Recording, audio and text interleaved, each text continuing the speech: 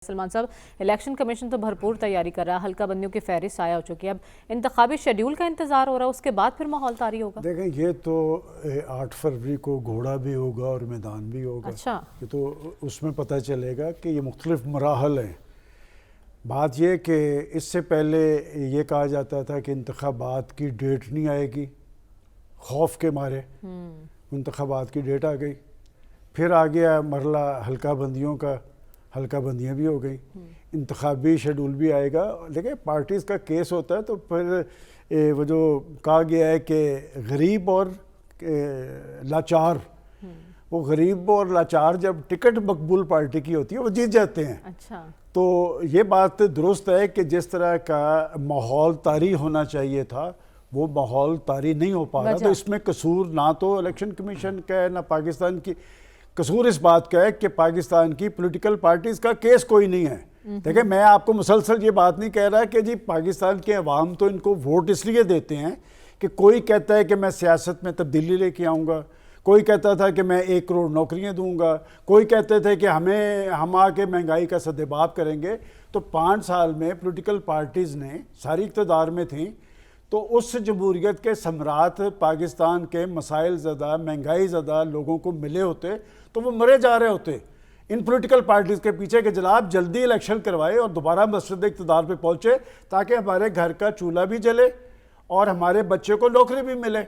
अब बात यह कि जब घर का चूल्हा भी नहीं जल रहा, बिजली का बिल भी नहीं दिया जा रहा, और वो जो मातूब पार्टी, ये तो वक्त के साथ साथ होता है कि गरीब और लाचार कैंडिडेट तो बनते हैं। तो बात यह कि ये कभी वो मातूब होते हैं, कभी ये मातूब होते हैं, जब तक ये सिलसिला ख़त्म नहीं होगा। देखें, बात ये कि इस वक्त जो कैफियत तारी है, ये बात दुरुस्त कही गई है कि पाकिस्तान की पॉलिटिकल पार्टीज़ को एक अपना एजेंडा लेके लोगों के पास जाना चाहिए। तो आपको क्या लगता है कि सियासी जमातें घबरा रही हैं आवाम में जाने से? इसीलिए घबरा रही हैं, सारी घबरा रही हैं। ये जो कहा जाता है ना कि खौफ है फलां की टिकट आ जाएगी, ये तो मैं बता रहा हूँ कि 8 फरवरी, इससे पहले यहाँ पर तो बहुत कुछ कहा गया था कि कौम उनके साथ है।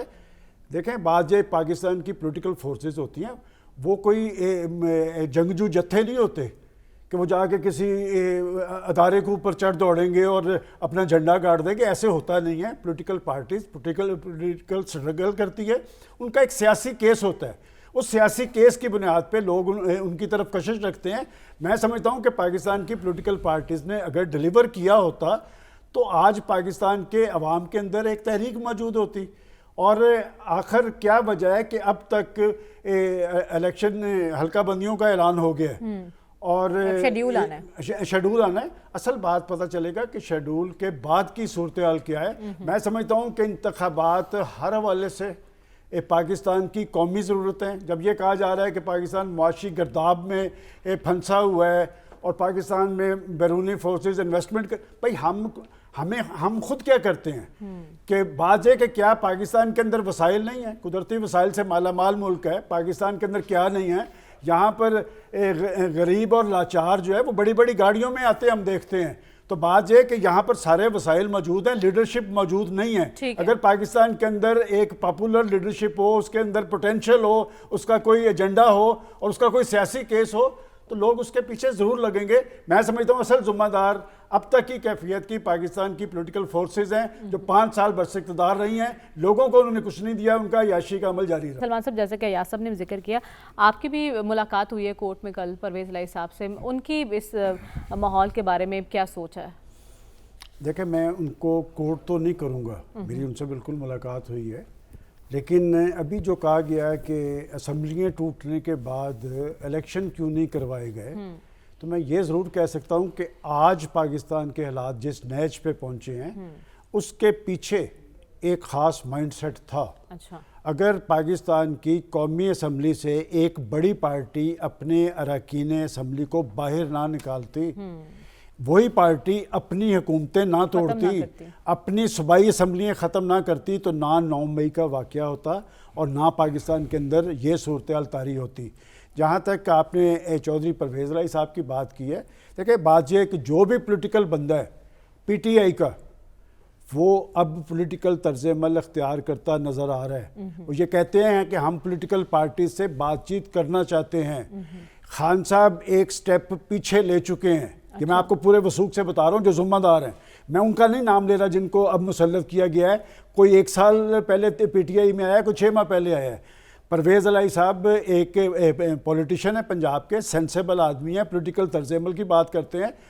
और जब वो ये कहते हैं और उनके हमनवा जो लोग जो सियासी सोच और अप्रोच रखते हैं कि अब आप एक कदम पीछे रखने का, हर काम का एक वक्त होता है कि अगर उस वक्त सियासी तर्ज अमल का, यही परवेज़ इलाही साहब मिन्नतें तरले करते थे कि ये काम ना करें। और मैं आपको कसमन हल्फन कहता हूँ कि इनकी कैबिनेट के 99% वज़रा, इनका स्पीकर सफ्तान खान, कि हमें नहीं पता ये क्या चाह रहे हैं। तो बात फायदा होगा सियासी तर्ज अमल अपनाने मैं समझता हूँ कि बिल आखिर सियासी तर्ज, मैं तो कल की जो खबरें आ रही हैं कि जी वो अब कह रहे हैं कि रियासती इदारों से लड़ाई नहीं होनी चाहिए। भाई रियासती इदारों से लड़ाई बनती नहीं किसी पॉलिटिकल पार्टीज की, आपका एक सियासी केस होता है। बात यह कि सियासी तर्ज अमल से रास्ते खुलते हैं। अगर PTI के अंदर ये जहन कार फरमा है कि सियासी तर्ज अमल अख्तियार करना है और सियासतदानों से बातचीत करनी है, रास्ते खुलेंगे। और ये कहा जाए कि जी कोई डर है, कोई खौफ है, ये डर और खौफ से पीपल्स पार्टी से ज्यादा कुर्बानी दे चुकी है। जुल्फकार अली भुट्टो को फांसी पर लटकाया गया था, एक पॉपुलर प्राइम मिनिस्टर को घर भिजवाया गया था, जलावतन किया गया था, उनकी पार्टीज ने इलेक्शन लड़े थे मुश्किल सूरत हाल में, खौफ की पोजीशन में। आप कोई ऊपर से नहीं उतरे हुए, बाद एक पॉलिटिकल सिस्टम चल रहा है, इलेक्शन का आप हिस्सा बने कि आप बार बार कहें जी खौफ और हरास है और उन्हें डराया जा रहा है, धमकाया जा रहा है। पाकिस्तान के अंदर सियासी तारीख यही है, जिस हाल में जीना मुश्किल हो उस हाल में जीना लाजम है, लिहाजा सियासी तर्ज अमल अख्तियार करें, रास्ते खुल जाएंगे। सलमान साहब, आपकी नज़र में एक वकील का इंतखाब क्यों किया गया चेयरमैन के लिए? देखिए, मैं तो किसी पॉलिटिकल पार्टी को ढीठ पार्टी नहीं कहूँगा, और ये बात दुरुस्त कही गई है कि पाकिस्तान की पॉलिटिकल पार्टीज पाकिस्तान के अंदर तो शफाफ इंतखाबात चाहती हैं, जमहूरियत की बात, लेकिन जमहूरियत की बात करती हैं ना, पार्टीज़ अपने अंदर शफाफ इंतखाबात करवाती हैं और ना पार्टीज़ के अंदर जमहूरियत है। जहाँ तक आपने बात की है कि बैरिस्टर गौहर, ये नाम मैंने भी 1-1.5 साल पहले से सुना है कि 1-1.5 साल ही हुआ है उनको इधर आए हुए। और शेर अफजल मरवत साहब जो है वो पार्टी के सीनियर वाइस प्रेसिडेंट करार पाए हैं। और बात यह कि आखिर पार्टीज़ के अंदर जो लोग मौजूद होते हैं उनको पजीराई क्यों नहीं मिलती। और शेर अफजल मरवत साहब के हवाले से मैंने रात हामिद खान साहब को सुना एक चैनल पे, वो पार्टी के सेक्रेटरी जनरल रहे हैं और वो साहिबुर राय आदमी हैं। आजकल वो अपनी पार्टी की लीडरशिप का केस पेश करते नज़र आ रहे हैं।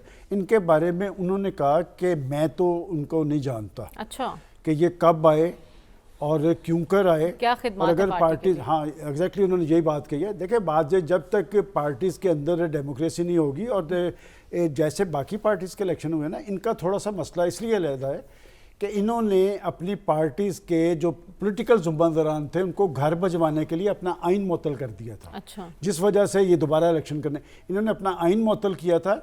और जब से ये पार्टी वजूद में आई है, एक इन्होंने अच्छी कोशिश की थी पार्टीज़ में इलेक्शन करवाने की। उसके चीफ इलेक्शन कमिश्नर थे जस्टिस वजीद सदीकी, जी उन्होंने वजीउद्दीन सदीकी, और उन्होंने कहा था कि जिस तरह का इलेक्शन हुआ है उन्होंने खुद ही रिज़ाइन कर दिया था। फिर तस्नीम नूरानी साहब बने, उन्होंने रिज़ाइन कर दिया था। इनके इलेक्शन शुरू से मुतनाज़े रहे हैं, लेकिन ये पार्टीज शख्सियात के गिर्द घूमती हैं, खा गौहर अली खान हो या शेर अफजल मरवत हो, पार्टी के सारे इख्तियारात जो जेल के अंदर बैठे हैं उन्हीं के पास